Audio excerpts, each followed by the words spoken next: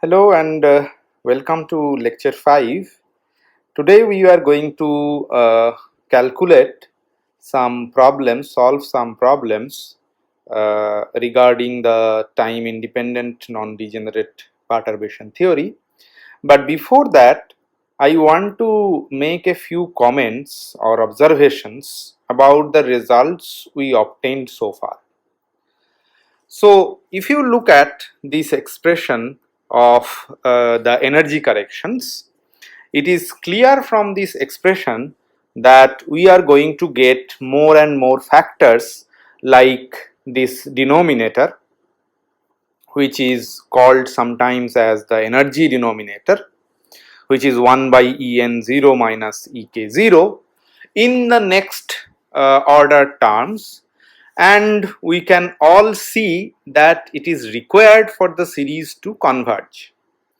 That's what we already had seen in the simple two-state system or two-state example which I gave on the very first day. If we look at that expression of the calculation even without knowing the different formulas, yeah, so this example you see that we had a two-state system whose Hamiltonian was given by this, and then we had a perturbation like this where there are the off diagonal terms. So we tried to figure out what are the energy eigenvalues, and the eigenvalues came out to be of this form. Then we figured out what are these delta 1 and delta 2, the two roots, under this assumption that this lambda is much less than the difference between the energies. There already we have seen that at the lambda squared order level we have 1 by E1 minus E2, the energy denominator is there, and now that we have figured out by using the perturbation theory methods what are the exact expressions for the correction to energies up to first order up to second order, there we already can verify this fact. So that is what is the first statement, that the factors like 1 by En0 minus Ek0 in the next order terms are expected to come.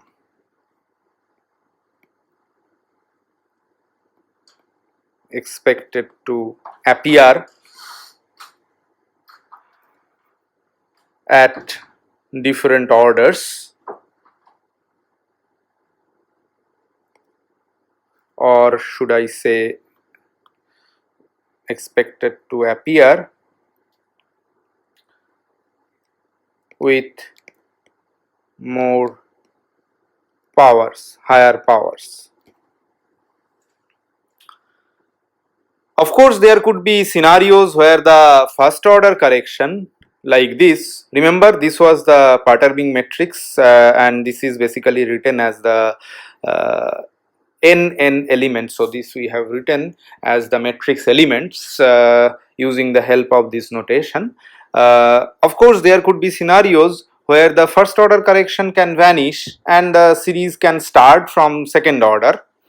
It may also so happen that second order correction may vanish too, but what I wanted to comment about is that we now have a systematic way to treat the non-degenerate perturbation theory.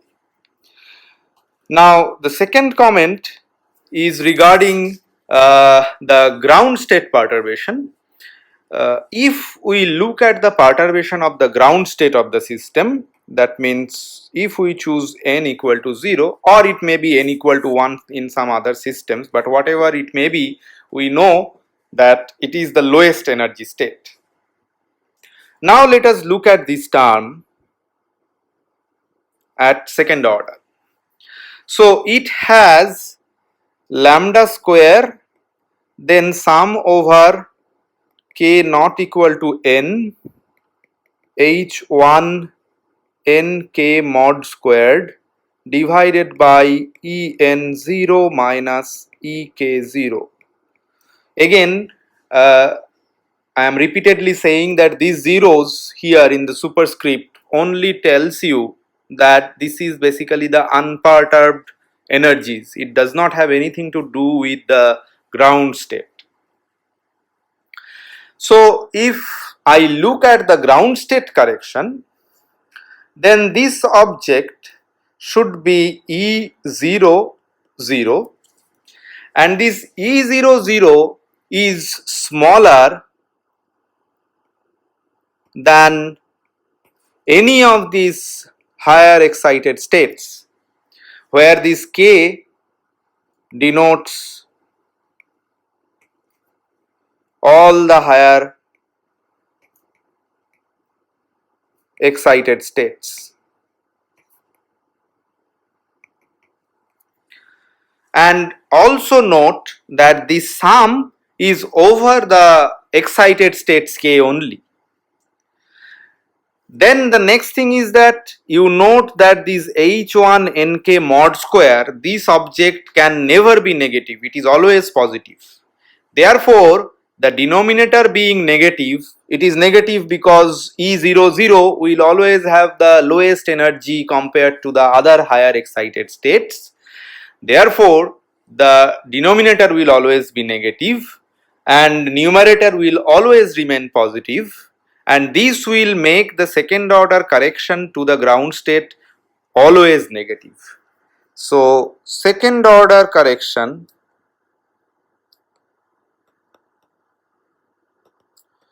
to ground state, it is always negative. This is another observation, this is another very crucial observation from this series only. Now, as I said that there may be many problems where the first order correction may be 0. Then one is guaranteed that the first correction will come from order lambda square term. That means this will be the first correction to the energy, ground state energy. And this will be negative, which means that the ground state will go down rather than going up. And this follows from this simple expression, of the order lambda square correction, because this quantity is negative, and because, so what I am saying is this, that you have En lambda as En0 plus lambda En1 plus lambda squared En2. Now what I am saying is that suppose I have this En1, the first order correction to energy, to be equal to 0. Exactly what has happened earlier when we discussed the two state system. There if you look at, the first order correction to energy was 0. So then the first contribution to the correction to the energy comes from this lambda square term. But for ground state, that means if n equal to 0, if this n is equal to 0, then we know that we will have E00 plus lambda square E02 for n equal to 0. But we have just seen that this object is always negative. Therefore, we can easily say, or we can safely say, that the ground state will go down after the energy correction rather than going up. So this will imply ground state will go down after the energy correction.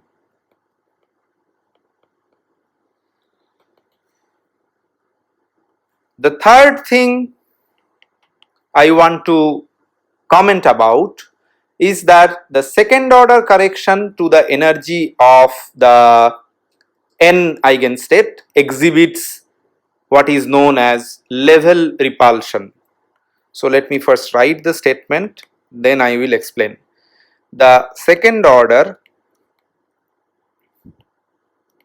correction to the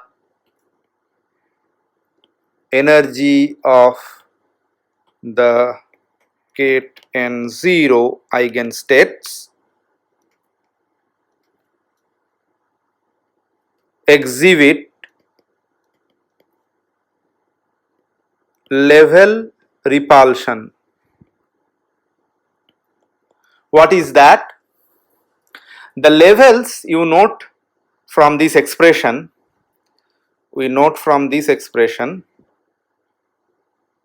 let me copy paste this thing.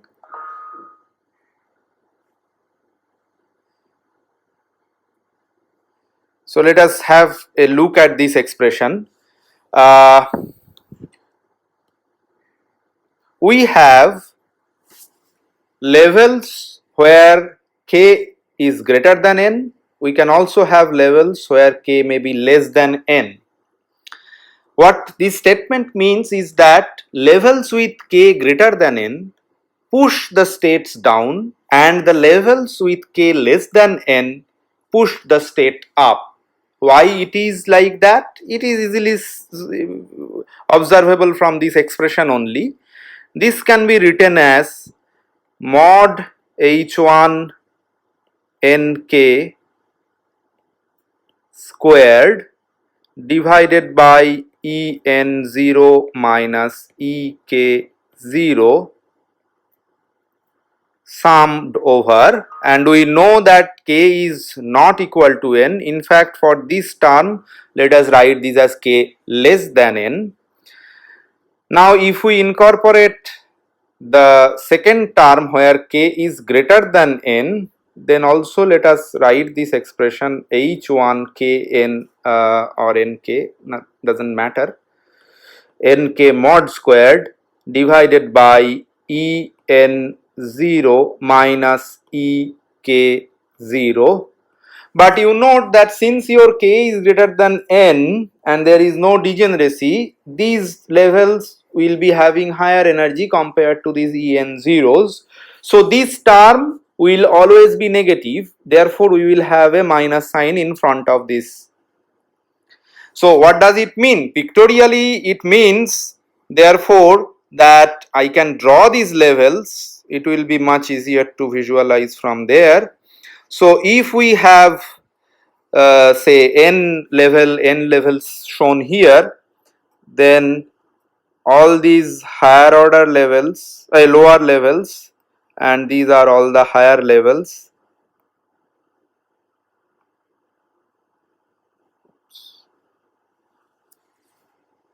So these are levels where k is greater than n, these are levels where k is less than n, and this is the level n. What it says is that this basically pushes the level n down and this pushes the levels up, simply because if you look at this k greater than n term, it gives us a contribution which is written here, which is basically a negative contribution, and this term gives us a positive contribution. So the effective repulsion basically prevents the state Ket N0 from approaching other excited states or the neighboring states. That's what it is doing. Now with this discussion, we have come to an end of the discussion on non-degenerate time independent perturbation theory. We will now discuss a few examples, and we will first start with a very simple example. That this example you will find in the book on by Griffiths, but I want to discuss this simply because of its simplicity yet very interesting character of this problem. So we are having this infinite potential well, and suppose we have actually raised this floor of the infinite potential well by some constant amount V naught. And suppose this well is of length A. This is the direction where we are plotting V, and this is the direction where we are plotting X. So we all know what are the unperturbed energy eigenstates. These are square root 2 by A sine n pi x by A. These are known to us. Now here of course we have this our perturbing Hamiltonian as this constant potential V naught. Therefore the correction to the first order correction to the energy, as is well known, should only be the matrix element of this perturbation H1 in the unperturbed states, or basically the expectation value of the matrix of the perturbation H1 in the unperturbed states. So this will give us n naught, V naught, n naught, and this is nothing but V naught, n naught, n naught. These are the unperturbed states and these are normalized. Therefore this will give us only V naught. Therefore the corrected energy levels are then should be given by En0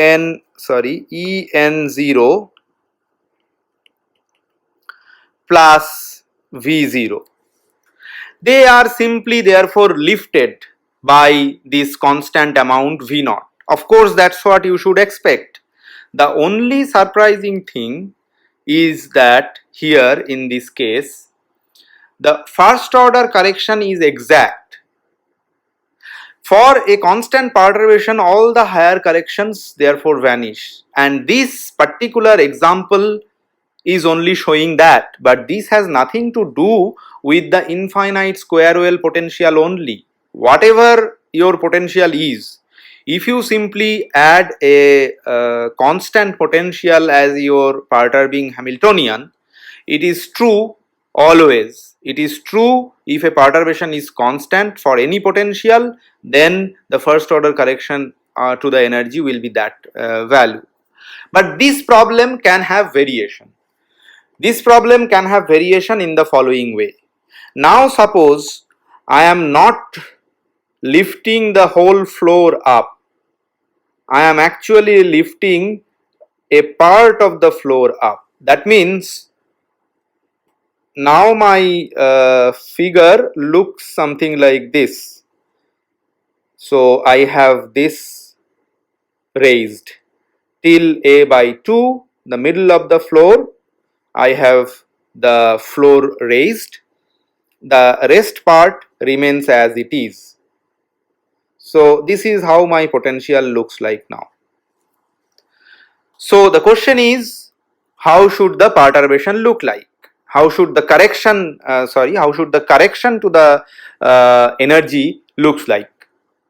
The perturbation therefore, as you can see from this picture, extends till the halfway through the potential. So we will write this En1, the first order correction, again exactly like n naught, V naught, n naught, because this is raised by the same amount V naught, but not the full floor, rather half the floor. So let us denote this by some notation. Suppose I write a by 2 here, just to distinguish between this and this. So this means that therefore I need to evaluate this object till a by 2. So how should I do that? We know how to do that. So this is square root 2 by a whole square into sine square n pi x by a v naught into dx. That's what is this quantity. Now this will give us 2 v naught by a, 0 to a by 2, sine square n pi x by a dx. So this, if you evaluate this object, this integral from 0 to a by 2 will give you the value a by 4, and therefore the correction to first order in energy is going to give you V naught by 2. That means every energy level is going to be lifted by this amount V naught by 2. Still it is a constant. Now let me finally come to one example, one concrete example, a little bit more complicated, which will require our knowledge or your knowledge about harmonic oscillator that you have done in the previous semester in PH 204. So the problem is this. So let us consider a one-dimensional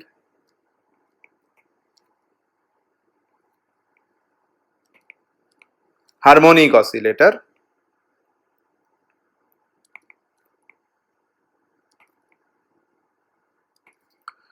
with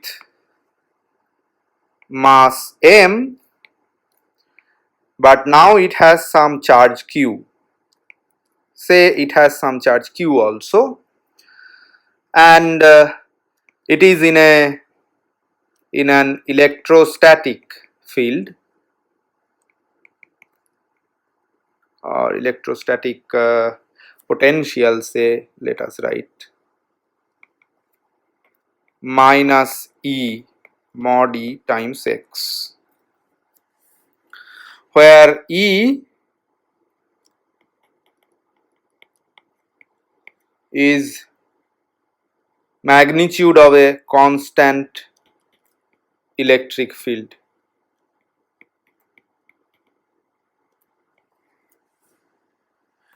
That means I have the following Hamiltonian. The Hamiltonian is given by H is equal to H0 plus H1.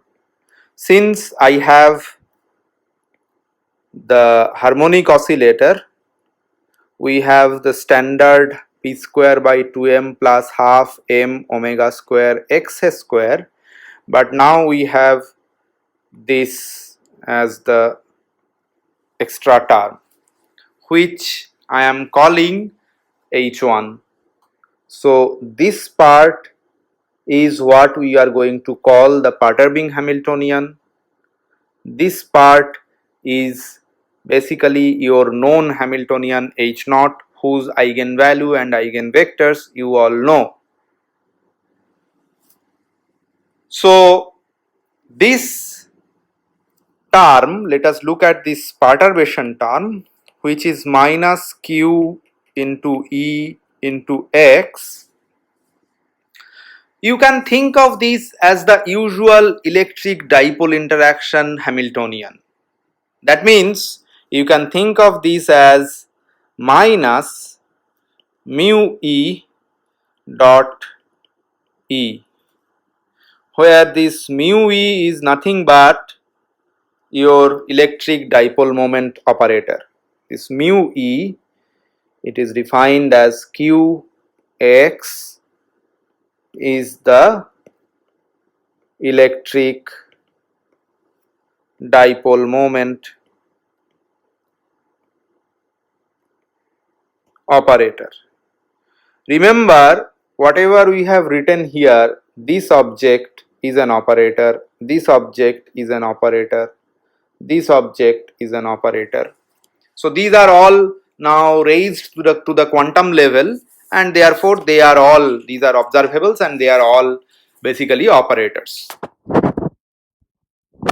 So now the energy eigenstates of the unperturbed Hamiltonian, we all know what are these. So we all know, we first let us recapitulate this problem a little bit.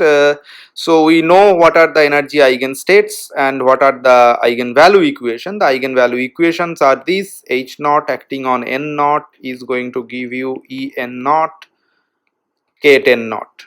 This is already telling you what are K at N naught and what are these En naughts.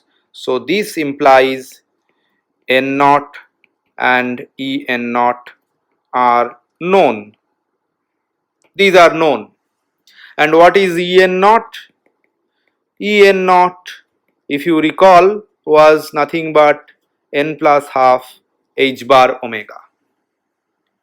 And the eigenstates of H naught, the unperturbed Hamiltonian, are given by this Kate n naughts, which you have already studied in PH 204, where you have also seen that you have actually encountered the creation and annihilation, or so to say raising and lowering operators, and you have seen that this position operator can be written in terms of these raising and lowering operators. So let me write that. So X operator, if you recall, can be written as H cross by 2m omega A plus A dagger, where A was the lowering operator, A dagger was the raising operator. And if you have forgotten these things, then please go back and look at the discussion that was done in your PH 204 when simple harmonic oscillator was discussed. Also, let us remind ourselves that this unperturbed states N0 K0 inner product, it is going to give you delta Nk, so it is always normalized. And if I may remind you that the expression of A and A dagger, or the action of this A and A dagger on the state N naught, they can be written as n square root n naught minus 1 Kate, and A dagger acting on N naught was giving you square root n plus 1 Kate N naught plus 1.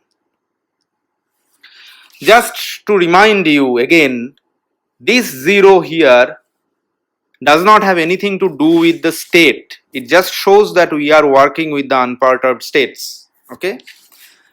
So now the problem is asking you to figure out what are the first order correction to energy, what are the second order correction to energy, and what is the first order correction to the states. So let us calculate one by one. Let us first calculate the first order correction to the energy. And it is easy because you know what is your formula. So it says that En1 is the expectation value of the perturbing Hamiltonian in the unperturbed states. So this is going to give you N naught, and you know it is given by this H1 perturbing Hamiltonian is given by minus Q E AX and then Kate N naught. And we have just now written this X operator in terms of the creation and annihilation operator, whose action on these states N we already have written here. So what I am going to do is that I will write first this in terms of the raising and lowering or creation and annihilation operators, and then I will evaluate. But this is very easy to evaluate. You know that this A dagger acting on Kate N naught is going to increase the state, takes you to the next excited state, that is Kate N naught plus 1, whereas this A operator acting on this N naught is going to give you N naught minus 1. It is going to lower your state by one step. Therefore, it is not going to give you anything. So the final result that is going to give you is 0. So to first order in perturbation, there is no change in energy. That is the first observation that you make. To first order in perturbation,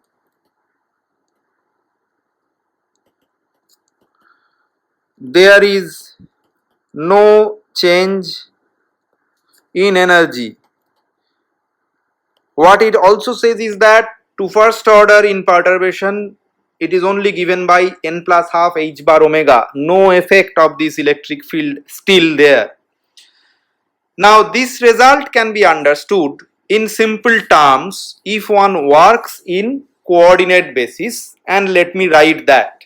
So let me evaluate this object, this matrix element or the expectation value of this perturbing Hamiltonian in the unperturbed basis in a coordinate basis. So far we were not doing anything in the coordinate basis.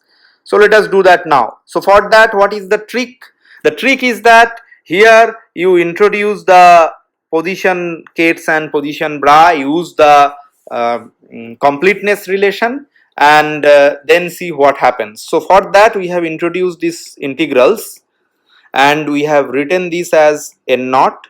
We now introduce one completeness relation here, h1 is there, and then another completeness relation here with x prime and then n0. All these are from minus infinity to plus infinity. So now this is what we need to simplify. So we have minus infinity to plus infinity dx prime n naught x inner product, and we know what this is. This h1 is minus q magnitude of electric field times x. So let me write this here as x operator x prime n0, and let me take this q into e out with a minus sign. So this is what it is. Now we know what is this object. This x operator, remember this is an operator, x operator acting on bra x is going to give you number x times bra x. That means dx prime n0 Kate x, then this is number x, and then x prime n0 double integration from minus to plus infinity and minus q e.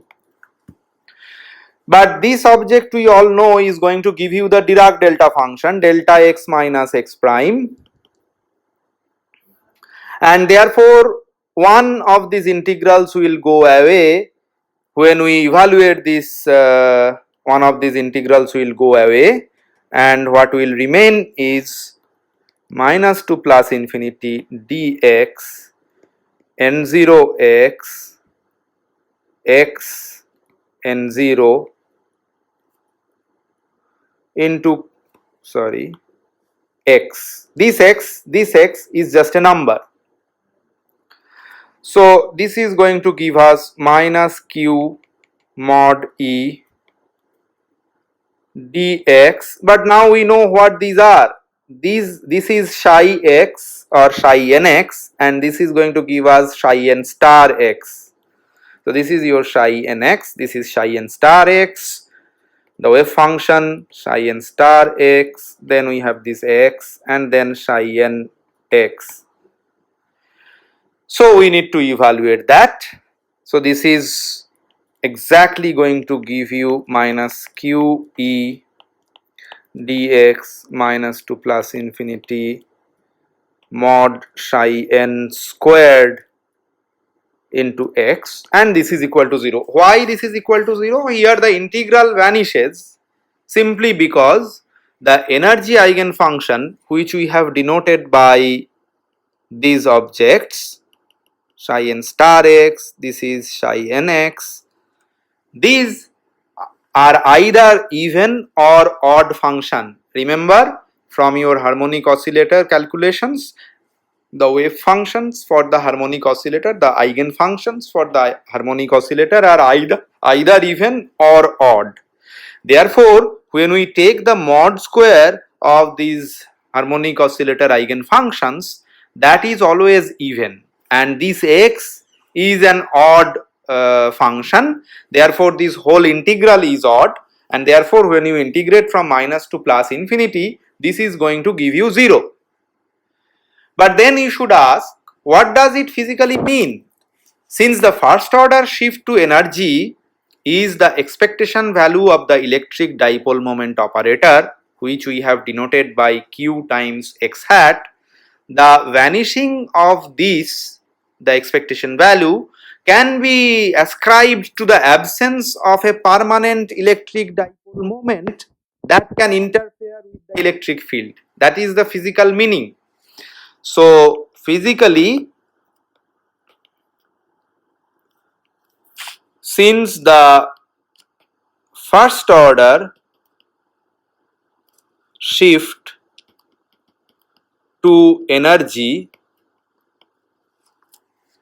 is given by the expectation value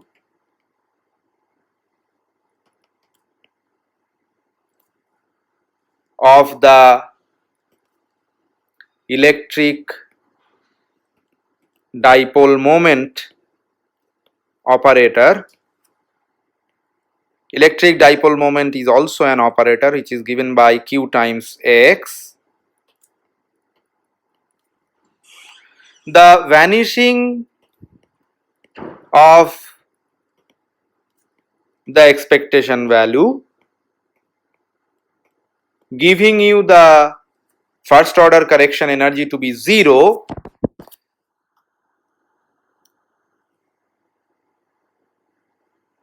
tells you that the or can be ascribed to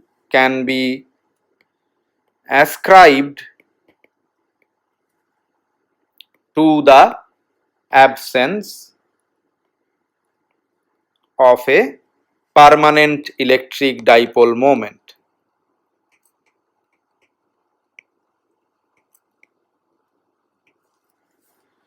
That can interact with the field. This is important, that can interact with the electric field. So this is what it means. Now if you want to calculate the first order correction to eigenstate, so let us try to look at that first order correction to the state or the eigenstate.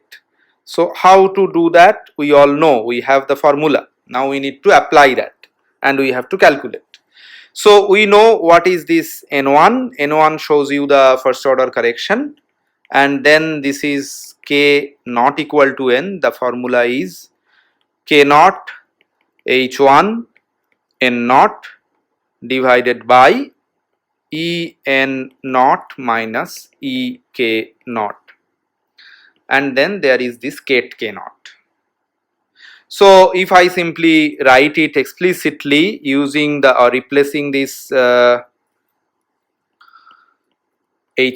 operator by minus Q magnitude of E into X, this is going to look something like E N naught minus E K naught, and then there is some K naught kit.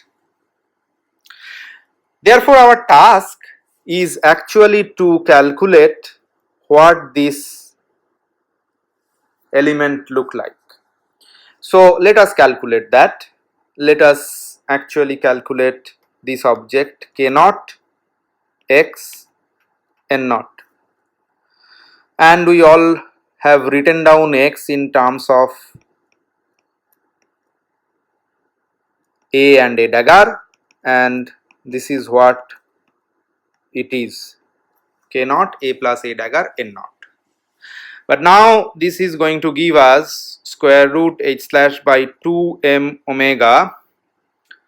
What should it give us? So A can act on K naught, or A can act on this N naught, and it can give us square root N, and then it will actually reduce this K by 1 unit. So this will be having K naught N naught minus 1. That will be the first term. The second term, A dagger will operate on N naught, and it will raise the state by N naught plus 1 or 2 N naught plus 1 with the normalization N plus 1. So this is then have a inner product K naught N naught plus 1. That's what we are going to get. Now if I want to evaluate here, then I will have square root h cross by 2m omega square root n, and this object is going to give us delta k comma n minus 1. So this is the Kronecker delta, which tells you that if your k is just n minus 1, then only this will be non-zero, and similarly the second term will be delta k n plus 1. Therefore this correction using this expression should be ket n1 is sum over k not equal to n minus q times mod e, and then we have this h cross by 2m omega square root n delta k n minus 1 plus square root n plus 1 delta k n plus 1, and divided by that energy denominator which we called so En0 minus Ek0, and then of course we have this ket k0 sitting here. So this is nothing but, now once we have used the fact that k is equal to n minus 1 or k is equal to n plus 1, the sum will go out. What we will have is minus q into e into h cross by 2m omega, and then square root n, we will have ket n naught minus 1 by e n naught minus e n minus 1 naught plus square root n plus 1 n naught plus 1 divided by e n naught minus e n plus 1 naught. That's it. So since there is this k, let me explain this thing. Since there is this ket k, for the first term here, only if k is equal to n minus 1, this survives, this first term survives. So we replace here this k naught by n naught minus 1, and similarly downstairs also instead of k we have to put e n minus 1 0. Again for the second term also, square root n plus 1, we know that there is this Kronecker delta sitting, and then there is this ket k. Therefore only ket k remains or survives if k is n plus 1, so we have simply written this as n naught plus 1, and similarly in the energy denominator we have E naught n plus 1. So then it is just trivial algebra, you can figure this out, that minus q into e square root h slash by 2m omega into square root n into ket n naught minus 1. What is this object? This is the energy difference between the two successive harmonic oscillator unperturbed energy levels, which is nothing but 1 by h cross omega. Now this term, the second term, we know that we will be having n naught plus 1 ket, but here we have the higher excited state later, therefore it will have a negative contribution minus 1 by h cross omega. So final result is minus q mod e divided by omega into square root 1 by 2m h cross omega square root n naught minus 1 minus square root n plus 1 n naught plus 1. That's what is the answer. So to this order, therefore, to this order means to order lambda, ket n is ket n naught minus q e by omega square root 1 by 2 m h bar omega square root n naught minus 1 minus square root n plus 1 into n naught plus 1. In this case, therefore, you can easily see that the perturbation basically mixes the two adjacent states only. So once we have this perturbation, it mixes the two adjacent states. One is n naught minus 1, another is n naught plus 1. So adjacent state to the original state n. Now finally let us calculate the change in energy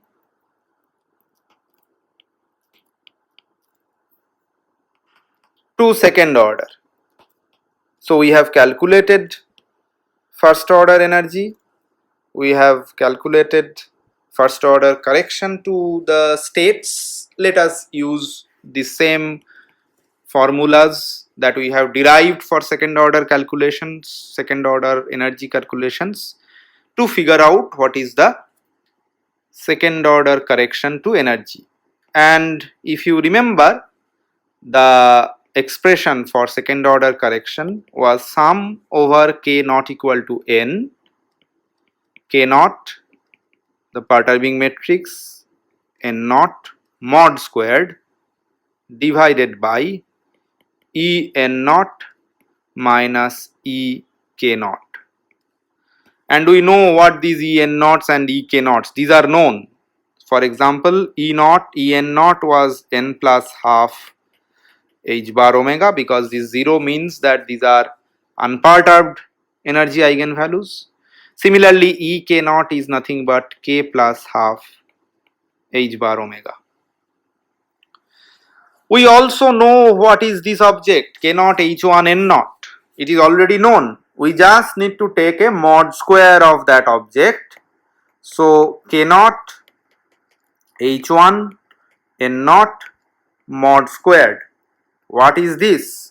So let us look at this expression for, so this one.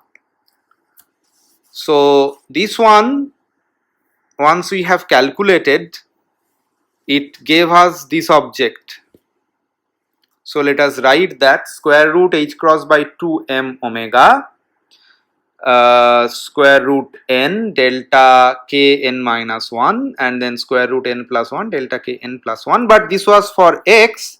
H1 had minus q times e also, so that also we need to substitute there. So keeping everything together, we will have q square mod e squared, and then there was a square root h cross by 2 m omega. When taken the square, we will have just h cross by 2 m omega. And let me see, so square root n delta k n minus 1 plus square root n plus 1 delta k n plus 1 whole square. This term, again to remind you, it exists only if k is n minus 1 or k is n plus 1. So if I now evaluate this object, what should we get? It's going to give us q square mod e squared h cross by 2 m omega, and if you figure this out, it will give us n delta k n minus 1 plus n plus 1 delta k n plus 1. Try to figure this out, it's very easy. The cross terms will not contribute here. So therefore the second order change in energy, which is given by En2, is a summation where k is not equal to n, q square mod E square, and then there is this H cross by 2m omega, and we have n delta k, okay, n minus 1 is here, plus no, sorry, yeah, so there should be n plus 1 delta k n plus 1, this is here, and in the denominator we have n plus half h bar omega because of this En0 term, minus k plus half h bar omega for the ek0 term. So this is the total expression for En2. Now again, as prescribed, we have to do the summation and we have to get rid of these Kronecker deltas.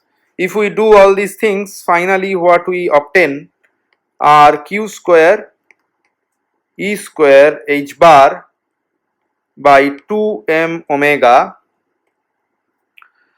We have n divided by n plus half h bar omega, but remember here we have to replace k by n minus 1, so the second term will be n minus 1 plus half h bar omega, that is from the first term. Then from the second term we will have n plus 1 divided by n plus half h bar omega from the first term in the denominator. Second term we have to replace this k by n plus 1, so this is going to give us n plus 1 plus half h bar omega. So that's the result. So you can even simplify more, and finally what you will obtain is q square E square h bar by 2m omega n by, so this again is going to give you simply h bar omega as we have shown in the previous calculation, and this is going to give you minus n plus 1 by h bar omega. So final answer should be q square mod E squared, h bar will get cancelled, we will have something like 2m omega square in the denominator and a minus sign in front. So that's the answer. So to this order we can write En as En0 plus En1 plus En2. En0 we have already seen it is 0. En1 was 0, and En0 we have already seen it's n plus half h bar omega, and we have just now calculated this object En2, which is minus q mod E squared by 2m omega squared. In fact, if you were to calculate the higher order corrections, you can find that all higher order perturbative corrections in this particular problem, which are higher than lambda square order terms, to the energy, they actually vanish for this particular system. Thus, it seems to be exact energy eigenvalue. Is it surprising? Because it's at least when I read this first time, I thought that yes, it is surprising, because the higher order contributions we are still supposed to get. However small it may be, we are still supposed to get some higher order contributions. But here, if you go on calculating say En3, En4, whatever, all these higher order terms, the correction to all these contributions from all these terms to the energy will all come out to be 0. That means it seems that it is giving us this result is giving us some exact value, exact energy eigenvalue. So let us then see why it is happening, why we are getting some exact energy eigenvalue even though we have done this perturbative approximation. So we can actually write down the Hamiltonian that was given to us, the total Hamiltonian. It was the given Hamiltonian, if you remember, half m omega square x square minus q mod e into x. That was the Hamiltonian, out of which we had immediately identified this as h naught, the known Hamiltonian for a harmonic oscillator, and this we said that should be our perturbation. But now in fact you can actually see that we really didn't need to go through all these perturbative calculations, simply because you can now do a trick that you can take this m omega square into half common, and you can write this as x square minus what will remain is q mod e into x into 2. Okay, let us write this 2 here, and 1 m omega square in the denominator. Okay, that's it. But now you can actually write this whole quantity as a whole square in a whole square format. So this is half m omega square, and this is nothing but x minus, let me write it as q e by m omega square whole square. Then we have to subtract half m omega square into q mod e by m omega squared whole square. That's it.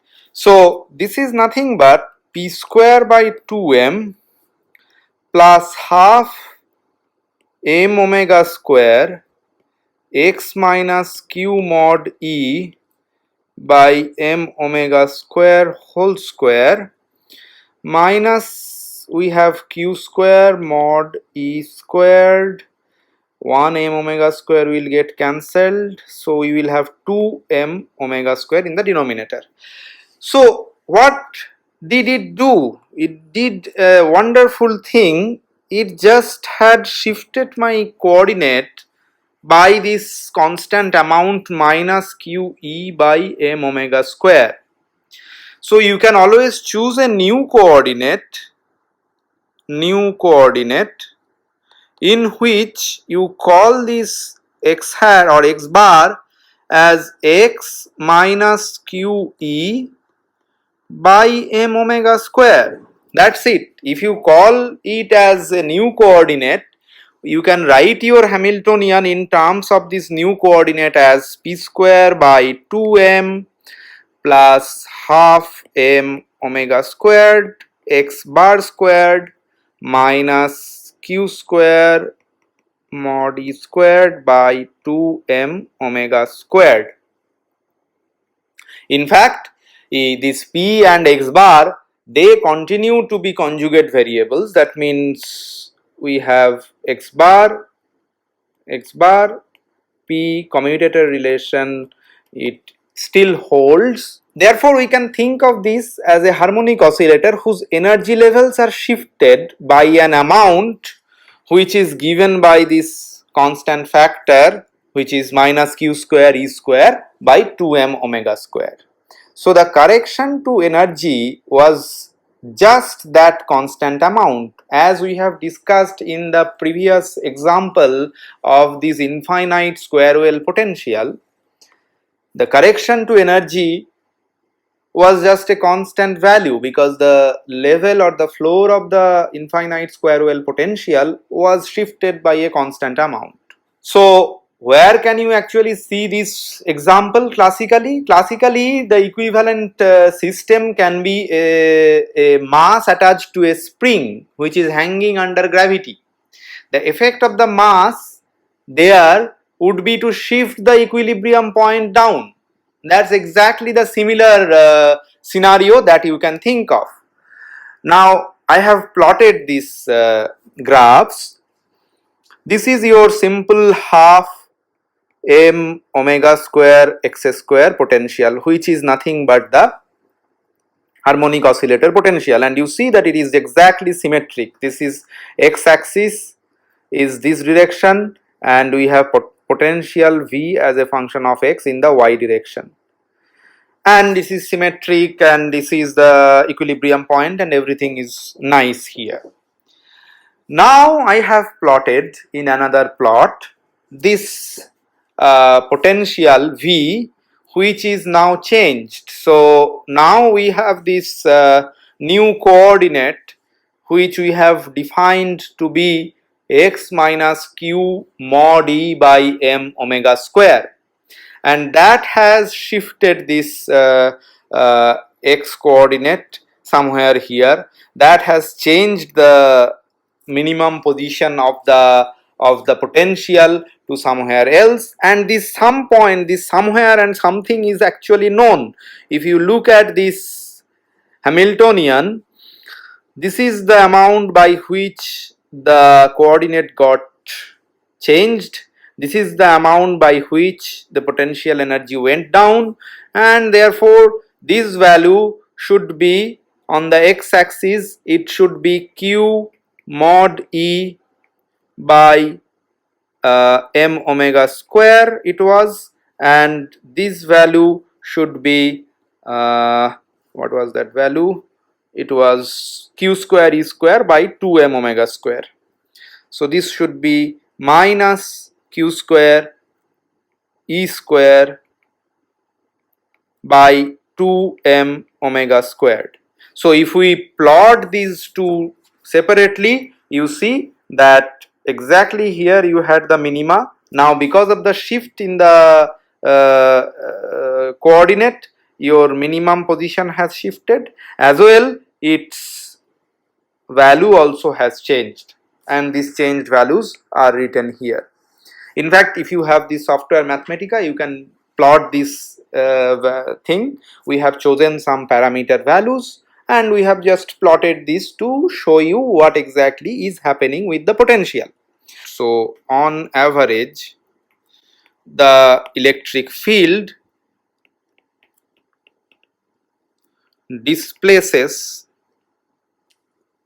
how to say, the particle which is under this harmonic oscillator potential from the origin.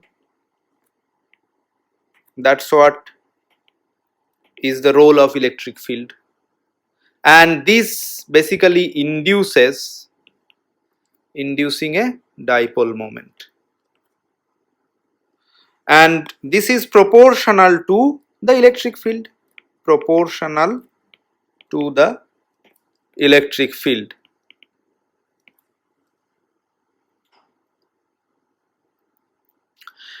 Therefore, this induced dipole moment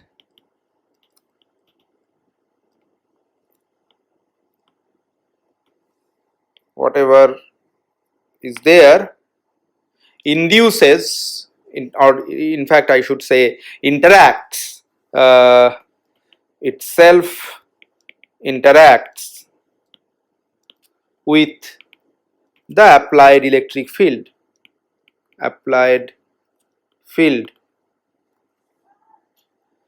and this gives a contribution to the energy proportional to the field or field squared.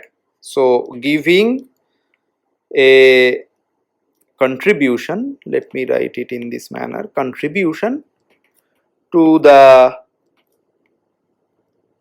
energy which is proportional to the magnitude of the field squared. That's what we have just seen the quantity is squared here, that is the contribution. So that's what is happening. The average, on the average, the electric field is displacing the particle from the origin, and this creates a dipole moment which is proportional to the electric field. Now this dipole moment itself is interacting with the applied field, and this gives a contribution to the energy which is proportional to the magnitude of the field squared. So we have solved this problem, although there was no need to solve using perturbation techniques, but we have first shown you that perturbation technique can be used efficiently here. But if you are smart enough, you can actually see it from the very beginning, that what we have done by introducing this potential, this extra perturbing Hamiltonian, is that we have simply shifted the coordinate by this much amount, that's it. Therefore you can exactly solve this. That's why we have got this exact result for the correction to energy. Okay, so let us stop now. We will prepare some problems on this time independent non-degenerate perturbation theory, and we will circulate it to you soon.